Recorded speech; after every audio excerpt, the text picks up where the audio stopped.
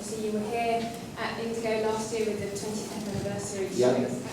Just wanted to know what you've been doing between then and now and your upcoming shows in November. Well, finishing off the new album has been the main priority. I mean, there's been quite a bit of touring as well, in between some summer shows and festivals. But mainly the focus has been finishing off the new album. Yeah. Obviously, with such a classical background, what was it that then brought you more towards a synthesizer? What was it that really inspired you to do that? Actually, I just loved anything with keys on it, to be honest. I think that's what it was. I mean, when I was 14, I went to the Isle of Wight festival and saw Keith Emerson and the Emerson Lake Palmer, and it was the first time that Keith had sort of used the big mood on stage, and you know, with the ribbon controller, and it was just absolutely mind-blowingly great, you know. And they fired cannons to the crowd.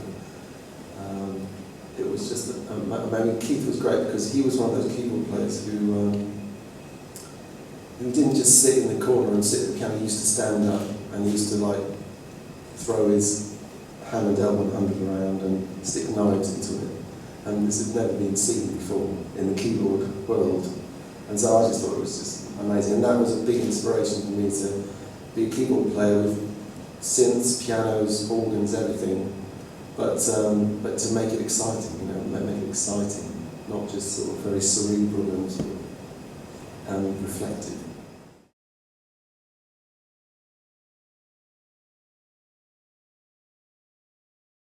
You know, I think first of all, I don't open my mouth to write anything unless I've got something to say. That's really, really rule one for me. You know, if you're going to write a song is lyrics and music. So if you've got something to say, that's the time there to write. And what I try and do is I try and imagine. I've never written a song before.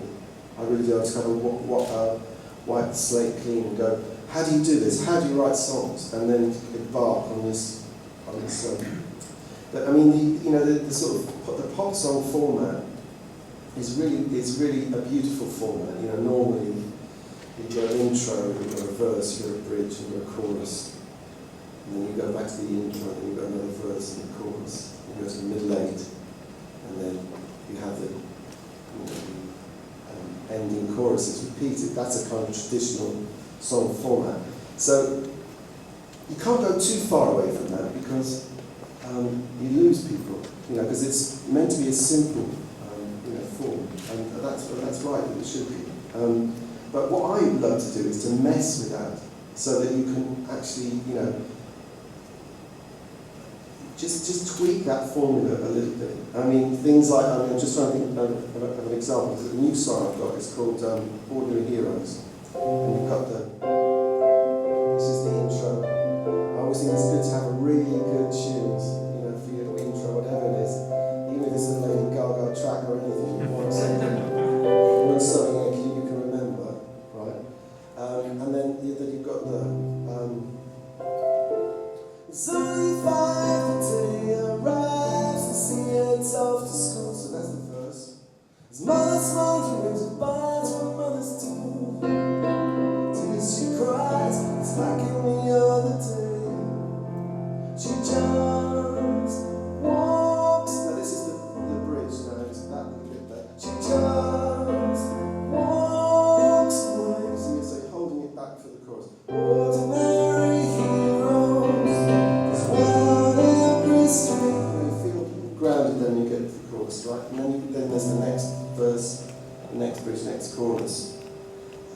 And then, so for me, my favourite thing is of all the songs is getting the middle eight right. So the middle eight is where you take people to somewhere else.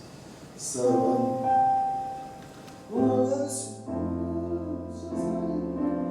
here's the middle eight.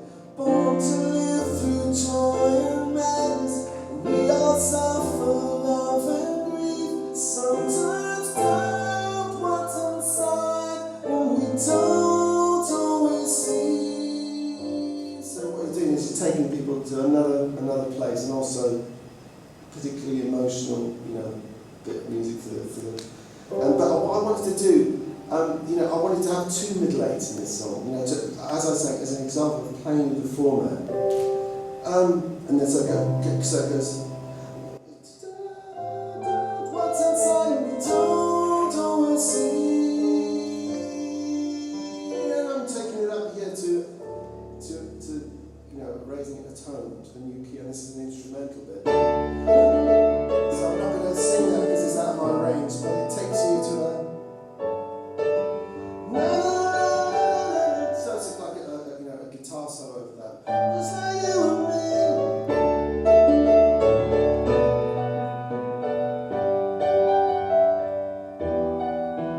And then, rather than to bring it back to the right key, to put another middle 8, which is a version of the first middle 8.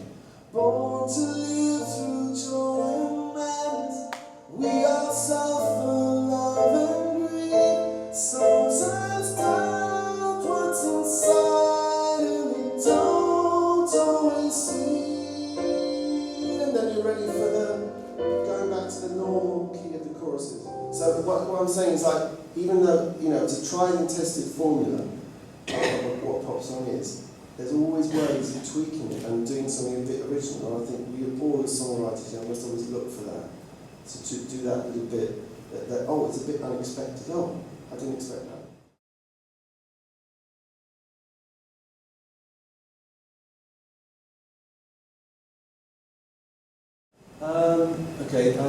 Favourite Howard Jones song? Well, you know, at the moment it's Sing and Go, which is the single, I suppose you would say.